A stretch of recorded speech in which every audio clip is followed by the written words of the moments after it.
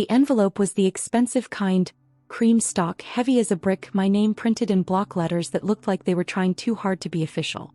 I slid it open with a butter knife at my kitchen counter, the one I sanded myself after Anthony moved out and took the fancy knives he never learned to use. A single sheet slid into my palm, dense with numbers and small print. My eyes caught on the bold line in the middle like a fish on a hook. Notice of Qdro implementation. Participant, Evelyn M. Carter. Alternate payee, Anthony J. Merrick. Allocated benefit, 100%. I didn't breathe. Didn't blink. Just let the radiator hiss and the refrigerator hum fill the silence in my apartment over the ceramic studio on Maple and 3rd. 100%. My name is Evelyn Carter. I'm 46 and for 21 years I worked my way up from dispatch to regional logistics lead at Rivertown Freight and Rail, a place where the coffee is terrible and the holidays are optional if a storm rolls in and freight gets stacked on the yard. That pension wasn't a perk. It was the interest on the broken holidays, the 3 a.m. reroutes, the overtime I didn't claim because we were short-staffed, and I was proud. I set the letter on the counter and read it again, slower this time, like maybe the words would rearrange into something less obscene. Alternate payee, Anthony J. Merrick. My ex-husband. 3 months ago, the divorce decree came down from DuPage County Circuit Court, stamped, signed, and according to my lawyer, clean. We split the townhouse proceeds after he sold it under market to a friend. Funny how the friend had his exact watch and a boat payment due. He kept the base boat he never used. I kept the Honda with 178,000 miles and a trunk full of ratchet straps. We agreed on the house, the furniture, the dog. He wanted the dog until he remembered you have to walk dogs. The pension was never on the table. Except apparently it was. I felt the heat, anger first, then something colder and much more useful. My heartbeat slowed to a metronome. I pulled the decree from the drawer where I keep the warranty for my dishwasher and my emergency cash. Page 13, Retirement Assets. 2 paragraphs about his 401k, my deferred comp. Nothing about a QDRO, no order authorizing a judge to siphon my pension to an alternate payee. Unless the order wasn't there when I signed it. I flipped the letter over. The last line made my throat go tight. Distribution to alternate payee shall commence upon receipt of this notice unless contested within 30 days. 30 days. After 3 months of thinking my worst day was behind me, the clock had started ticking again. The kettle clicked off. I hadn't even realized I'd turned it on. I poured water over a tea bag and watched the string float like a lazy lifeline, then set the mug down untouched. There are moments in a life when outrage wants to drive the car. I've learned not to hand it the keys. I cleaned my counter with a paper towel, slid the notice into a plastic sleeve, and took a photo of every page with my phone. Front, back, envelope, postmark. I opened my notes app and typed. NRBA letter received. Qdro reference hashtag August 1972. No QDRO in decree. Check original versus court file. Anthony involved. Sure. Clerk. Who benefits if I miss 30-day window? Call first thing. Plan administrator, courthouse records, someone who still owes me a favor. Anthony would expect me to scream. To beg. To call and ask how he could do this after I paid the mortgage during his consulting years. After I pretended not to see the credit card statements he left half open. After I agreed to amicable because I wanted my life back more than I wanted a courtroom brawl. I didn't call Anthony. I reached for my contacts and scrolled past family, past friends, past the number I promised myself I'd never use unless fire was already eating through the floorboards. Calvin Ross. Former supervisor. Now VP of operations at Rivertown. The man who taught me that paperwork is a weapon if you know which edges are sharp. My finger hovered. I didn't hit dial. Not yet. Because before I pulled anyone into this, I needed one thing Anthony never bothered to get. Leverage. I picked up the decree, the letter, and my keys. Outside, Maple Street was all sodium lights and the sound of a distant freight horn cutting the cold. I locked my door, tucked the plastic sleeve under my arm, and headed for the only place in Sable Ridge that was still open and impossible to ignore on a Tuesday night. The 24-hour copy shop next to the bail bonds office, where documents go to multiply and lies go to die under fluorescent bulbs. If my pension had been stolen, somebody left fingerprints. And I was going to find them. The copy shop smelled like toner and old ambition. The kid behind the counter, skinny, maybe 19, with hair the color of a highlighter, looked up from his phone long enough to nod. Need self-serve or full? He asked. Full, I said, setting the decree and the NRBA letter on the counter. I want high-res scans, PDF and hard copy front and back. And I need the metadata on the files. All of it. His eyebrows twitched. Metadata. I used to run freight audits for contracts worth more than your tuition, I said evenly. Yes, metadata. He shrugged and took the papers like they might bite him. I slid a 20 across the counter. No record on your end of me being here. That got a smirk. Copy shops got more confidentiality than most lawyers in this town. While he worked, I watched the security camera feed looping behind the counter. 3 angles of the room, one of the parking lot. I didn't care about being seen. In fact, I wanted to be on film with a timestamp, pulling these pages from my own hand. When he came back, he handed me a thumb drive, the originals, and 2 neatly bound sets of copies. Check the metadata, he said, tapping the drive.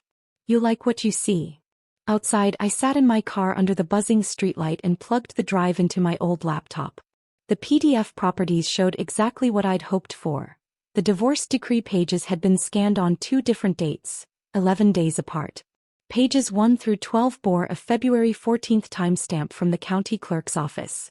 Page 13, the retirement assets page, showed February 25th, from a private law firm's scanner in downtown Aurora. And here's the kicker. The signature line had been cropped and reinserted, slightly off-center. I closed my eyes. Anthony hadn't just played dirty, he'd forged the playbook. I'd seen enough to know my next move. But proving it wouldn't be as simple as walking into court and saying, look. I needed corroboration. Someone whose word carried weight in a boardroom, a courtroom, and the kind of smoky back offices where pensions get raided without headlines. Which meant making a call I'd been putting off for 3 years. Calvin answered on the second ring. Evie. Been a while. Not long enough, I said. I've got a situation. And I think Rivertown's HR might be in the middle of it. Pause. Then in that gravel and oil voice of his, where are you? Maple and 3rd. In my car. Stay there. 15 minutes. The line went dead. I stared out the windshield at the bail bonds neon blinking red-blue-red. Somewhere across town, Anthony was probably congratulating himself on outsmarting me. I almost felt sorry for him. Almost. Calvin's truck rolled into the lot like it belonged there. Midnight blue, dent in the fender, the kind of vehicle that could tow a small planet. He parked nose to nose with my Honda, headlights washing over me before they cut out. When he stepped down, the years hadn't changed him much. Still broad-shouldered, still carrying himself like a man who didn't have time for nonsense. Only his hair had gone more silver, and the lines at the corners of his eyes had deepened into something that looked like wisdom but could just as easily be stubbornness. He leaned into my open window. Let's see it. I handed over the plastic sleeve. He flipped through the decree like he'd been expecting this particular set of sins. Page 13's dirty, he said finally. I noticed. He pulled the NRBA letter next. And they're already processing the QDRO. You've got 28 days now. 27 and change, I said. But here's the thing. This wasn't in the decree I signed. Cal nodded slowly. You're saying the page was swapped after filing. I'm saying somebody got cozy with the clerk's office or had access to your HR department's legal liaison. And since Anthony's girlfriend works in HR. He finished the sentence for me. That narrows the suspect list to about 2 people. The wind pushed a paper cup across the asphalt. Cal watched it tumble, his jaw working. You know this isn't just a divorce squabble, right? If that page was altered post-signature, that's fraud. Felony fraud. And if Rivertown's HR was involved, he let it hang. Which is why I'm talking to you instead of a reporter, I said. Yet. Cal's eyes flicked to the copy shop behind us. You scanned it. Metadata says page 13 came from a private scanner 11 days after the rest. I need more than that to make it stick. He rubbed his chin thinking. I can get you the original filing from the courthouse records, time-stamped chain of custody. But if the clerk's office is compromised, pulling it will set off alarms. I like alarms, I said. He grinned, the way he used to before we'd walk into a client meeting knowing the numbers were going to bury them. You haven't changed. He glanced around the lot, then lowered his voice. There's another angle. Rivertown's pension plan is under federal audit, routine, but every document's being combed. If your Qdero hits the wrong desk, it could flag as irregular. That kind of red flag doesn't get ignored. Meaning we could let Anthony walk right into a federal investigation without tipping him off first. I leaned back in my seat, feeling that cold, useful focus settle in again. Then let's make sure he walks fast. Cal stepped back from the car. Meet me at my office tomorrow, 6 a.m. before anyone's in. Bring coffee. Black. He climbed into his truck, and as he pulled away, I caught a glimpse of him in the rear view, half smile, eyes hard. It was the same look he had when we used to plan freight route takedowns on competitors who played dirty. And Anthony had just made himself the dirtiest competitor I'd ever had. Rivertown's headquarters looked different at 6 in the morning. The parking lot was mostly empty except for a few long-haul rigs idling at the far edge and Cal's truck near the side entrance. The air had that pre-dawn bite to it, the kind that makes your lungs feel cleaner than they probably are. Cal was waiting by the security door, coffee in one hand, a keycard in the other. Black. No sugar, I said, holding out his cup. Perfect, he said, swiping us in. Follow me. Cameras loop for 30 minutes every morning while maintenance resets the system. You've got 29 now. The place was dim and humming. Servers, refrigeration units, the low mechanical heartbeat of a company that never really sleeps. We passed cubicles, empty but for the occasional plant leaning toward the first hint of daylight. Cal unlocked a door marked records, authorized personnel only. Inside, a wall of file cabinets and 2 scanners sat under a buzzing fluorescent. He didn't waste time. These are duplicates of every legal filing tied to company benefits. We keep hard copies for 7 years. He pulled open a drawer labeled Domestic Orders, Qdero, and flipped through until he found a thick manila folder with my name printed in sharp black letters. The official decree was inside, 12 pages, all stamped February 14th. No 13th page. No Qdero. Cal handed it to me. Chain of custody's clean on our end. This is what HR received from the court. Which means your page 13 came from somewhere else. I slid my phone from my pocket and snapped photos of every page, then one of Cal holding the folder. You okay being in the shot? I wouldn't be here if I wasn't, he said. When I put the folder back, Cal locked the cabinet and leaned against it. Next step's the courthouse. But you need someone on the inside there because if that page was swapped after filing, it had to pass through the records department. I thought about the people I knew in DuPage County's courthouse.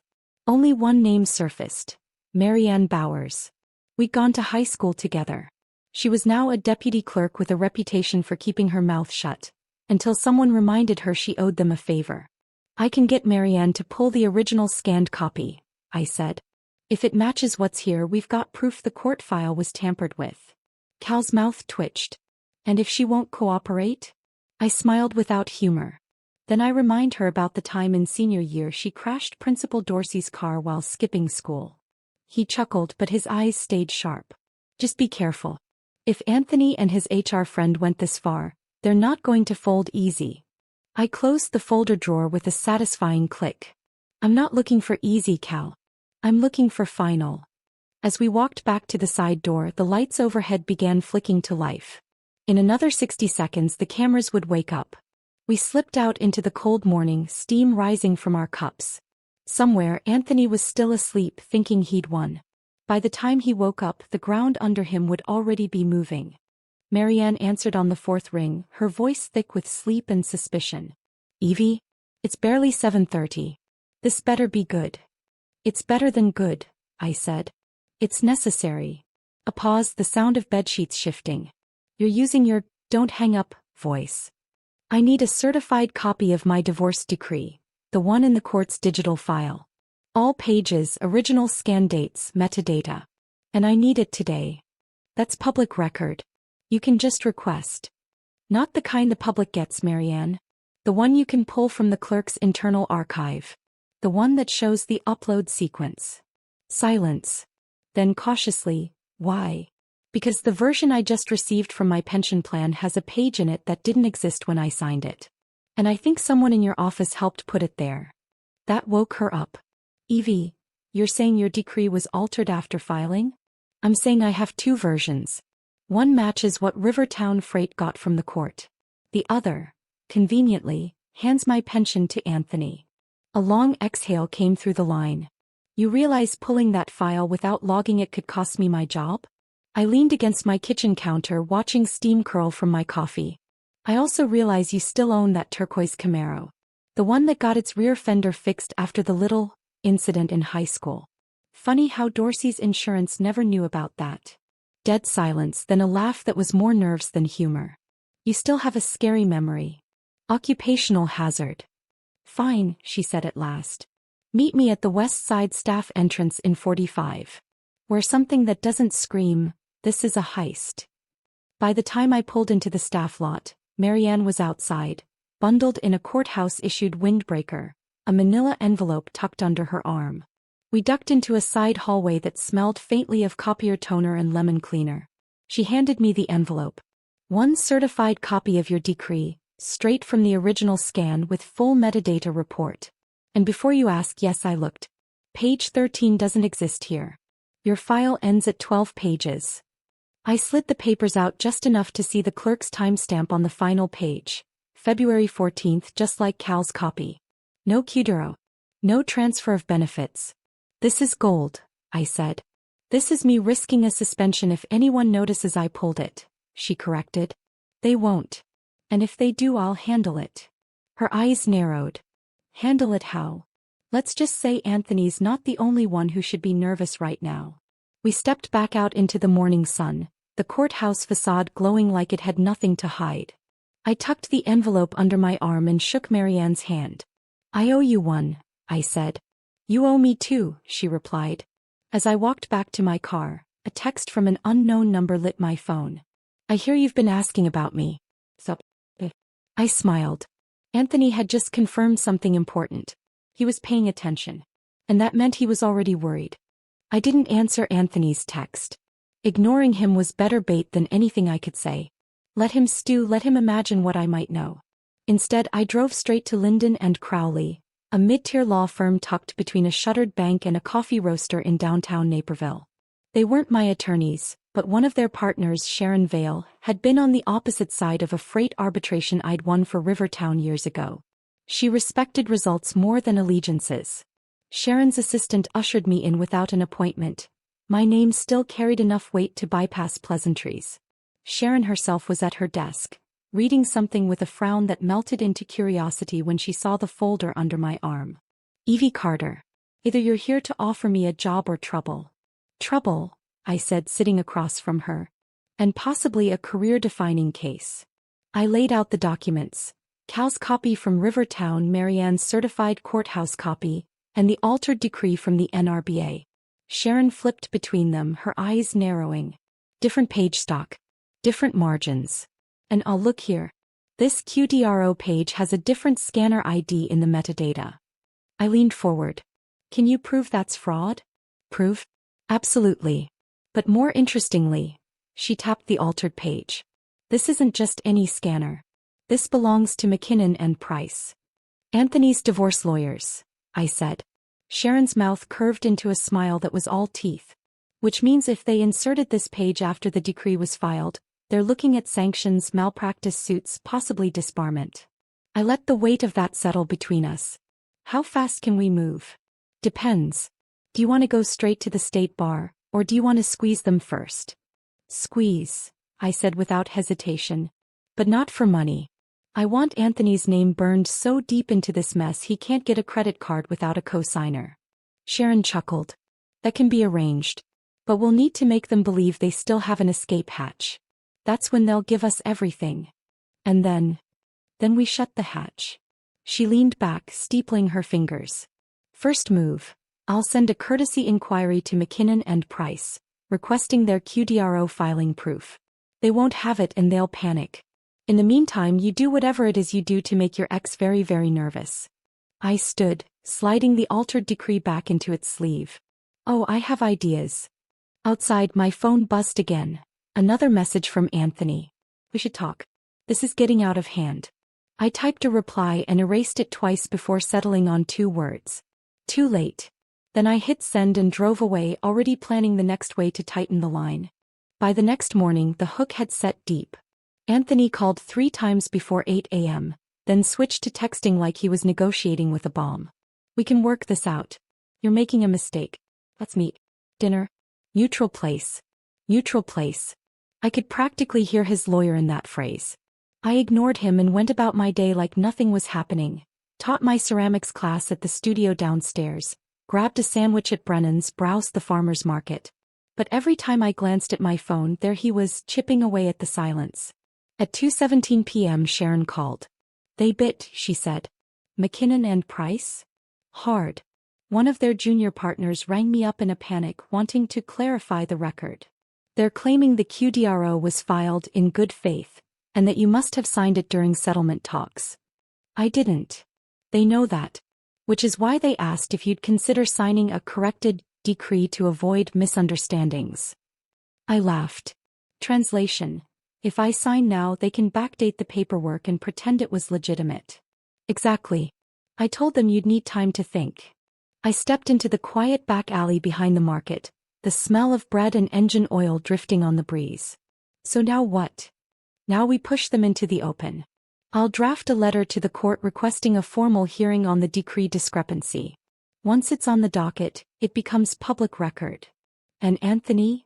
Anthony will be told by his own lawyers that the safest option is to make this go away quietly. That's when you'll get your chance to make him squirm. I leaned against the brick wall, watching a delivery truck back into a loading bay. Let's make sure he doesn't just squirm. Let's make sure he leaves a trail while he's doing it. Sharon's voice had that sharp edge again. You're thinking bigger than just your pension.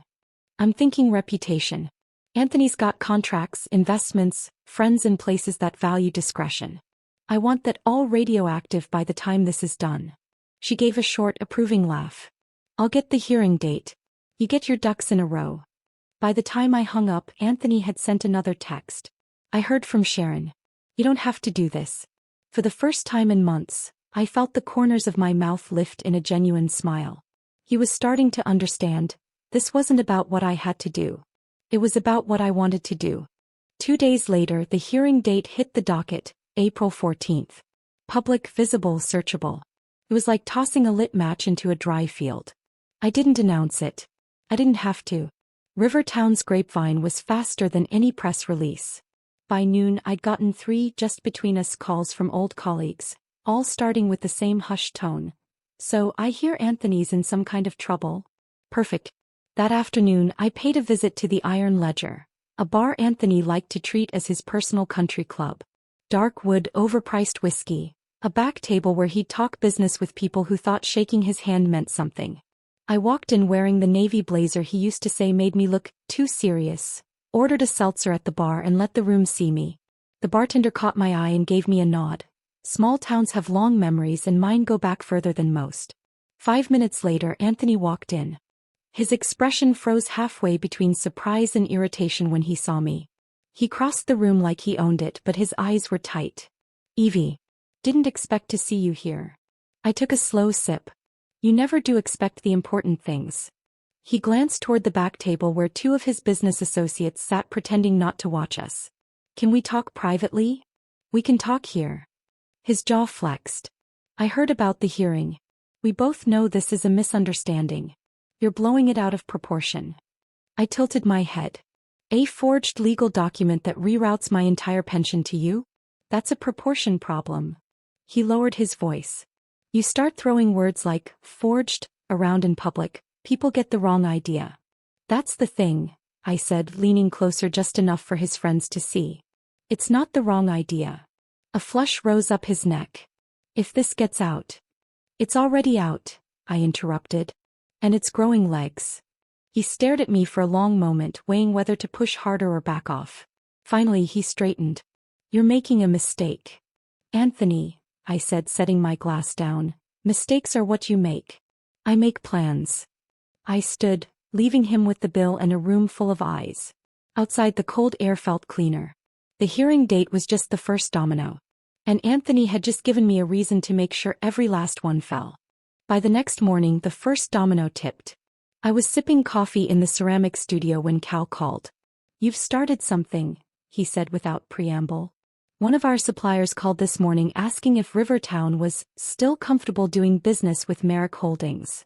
I set my mug down, careful not to spill. And And now our procurement chief is sniffing around, wondering why your ex's name is suddenly a liability. That was faster than I'd expected. I hadn't even touched Merrick Holdings yet. All it took was a public hearing date and a few well-placed conversations to make people uneasy. Keep an ear out, I told him. If anyone asks, you don't know a thing. Evie, I never know a thing, he said and hung up. By lunch, 2 more calls came in. One from Marianne, one from Sharon. Marianne first. You should know the clerk's office is buzzing. Somebody pulled your file again this morning, but it wasn't me. Anthony's people? Has to be. They're looking for a way to clean their fingerprints before April. Then Sharon, McKinnon and Price reached out. They want to resolve the matter, before the hearing. Offered to reinstate your pension immediately, plus a small settlement if you'll sign an NDA. I almost laughed. A small settlement? Low 6 figures, Sharon said. That's not even tempting. Didn't think so, she said. I told them you'd think about it, which will make them sweat harder. After the calls, I took a walk along the river. The air smelled like wet stone and thawing earth. I thought about the difference between revenge and leverage. Revenge is personal, leverage is currency. And right now, Anthony was making deposits into my account every time he panicked. That evening, I made a few calls of my own, to a former Rivertown client who now sat on the board of a shipping conglomerate, to a cousin who handled investment portfolios for mid-size corporations, to an old friend who ran a logistics industry newsletter with a readership of thousands. I didn't say much. Just enough to plant the idea that Anthony Merrick's business dealings were under review. By the time I turned in for the night, I knew the next domino was already wobbling. And in this game, gravity was my best friend. The next crack in Anthony's armor came from a place I didn't expect, his own mouth. Sharon called mid-morning, her voice low and edged with amusement. You like this? A reporter from Midwest Business Ledger just rang me. Off the record, of course. Said Anthony gave a statement about the false accusations against him. I raised an eyebrow even though she couldn't see me. False, huh? Oh, he went further. Claimed you were misremembering the settlement, because you were emotional at the time. My hand tightened around the phone. He actually said that? On tape. The reporter's not running it yet, but they wanted comment. That was classic Anthony. When cornered, go for the character assassination. It worked on people who didn't know me. But in a professional network that valued precision, being painted as irrational was a tactical error on his part. I hope you told the reporter we'd be happy to provide them with documentation, I said. Of course, Sharon replied. And I may have hinted there's more where that came from if they're patient. After we hung up, I forwarded the article draft to Marianne. Less than an hour later, she texted back. Just so you know, 3 different attorneys have pulled your decree from the court file today. Your ex is flailing. Flailing was good. Flailing meant mistakes. That evening, I stopped by Cal's office with a box of pastries under my arm, an excuse to linger after hours. He was at his desk, looking far too pleased for someone who claimed not to enjoy office drama. Your boy Anthony, Cal said, got loud at the Freight Association luncheon today. Made a crack about how you're milking this thing for attention. 2 people recorded it. It's already circulating. I laughed outright. Please tell me at least one of those recordings is clear. Oh, Crystal, he said, handing me a thumb drive. That was the thing about Anthony, he couldn't resist the urge to look in control, even if it meant talking himself into a hole. And I was more than happy to widen that hole until he couldn't climb out. By the time I left Rivertown's lot, I'd already sent the clip to Sharon with a single note. Let's make this public. By sunrise the next day, Anthony's voice was bouncing around half the logistics industry. The recording from the luncheon, his smug little milking it for attention line, had made its way to Midwest Business Ledger, then to 2 trade blogs, then to LinkedIn, where it picked up shares from people who barely remembered either of us but loved a good scandal. Sharon called while I was finishing my coffee. Your ex has officially crossed into Streisand effect territory. McKinnon and Price are furious, told him to keep his mouth shut. Which of course means he's about to talk even more. Good, I said. Let him run his mouth. Every word is another nail in the coffin. By noon, the clip had been posted to an industry forum I knew Anthony read religiously. I didn't comment. Didn't even log in. Just let the thread grow. Hundreds of replies dissecting his arrogance, speculating about the hearing, some wondering aloud if his business partners should be worried. That was the beauty of reputation damage. Once it gathered momentum, it didn't need your hand to push it anymore. At 3 o'clock, Cal called with a chuckle. Guess who just got uninvited from the Riverton Charity Gala? Anthony. Anthony. Official reason: schedule conflict. Actual reason: 3 board members forwarded that clip to the event committee. I couldn't help but smile. And this is before the hearing. That night, I sat at my kitchen table with all 3 versions of the decree laid out in front of me. The clean courthouse copy, the clean Rivertown copy, and the dirty NRBA version with its crooked margins and manufactured Qdero. Anthony had thought he was being clever, sneaking in a single page. He never understood that in a world built on paper trails, even the smallest forgery leaves footprints. And thanks to his own pride, those footprints were now lit up like runway lights. The hearing was still 2 weeks away. I planned to use every day of it. The week before the hearing, the cracks in Anthony's world widened into canyons. It started with a call from Marianne. You didn't hear it from me, but the State Bar's disciplinary committee just opened an inquiry into McKinnon and Price. Someone, anonymous of course, sent them copies of all 3 versions of your decree. I didn't bother hiding my satisfaction. Anonymous is thoughtful. They're pulling every Qdro those lawyers have filed in the last 5 years. If this is a pattern, she let the sentence hang. Next came Cal, his tone halfway between amusement and disbelief. Merrick Holdings just lost the Petrolink contract. Word is their board didn't like the smell of pending litigation. That was a 7-figure deal. And it wasn't the only one. By Thursday, 2 more clients had paused projects with Anthony's firm, each citing concerns over leadership stability. Sharon called that afternoon. McKinnon and Price just offered full reinstatement of your pension, a public apology, and $500,000 in damages if you'll agree to cancel the hearing. And what did you tell them? That I'd ask you. But I'm guessing I already know your answer. You do, I said. We're not canceling anything. The night before the hearing, I walked along the riverfront, the lights from the bridges reflecting in dark water. Anthony's messages had gone from defensive to desperate. We can fix this. Think about what you're doing. Please. I pocketed the phone and kept walking. Because the truth was, I had thought about what I was doing. Every step, every conversation, every domino tipped exactly when I wanted it to fall. Tomorrow wasn't just about getting my pension back. It was about making sure Anthony understood that stealing from me was the most expensive mistake of his life. And by the time the judge adjourned, he'd be paying in more than money.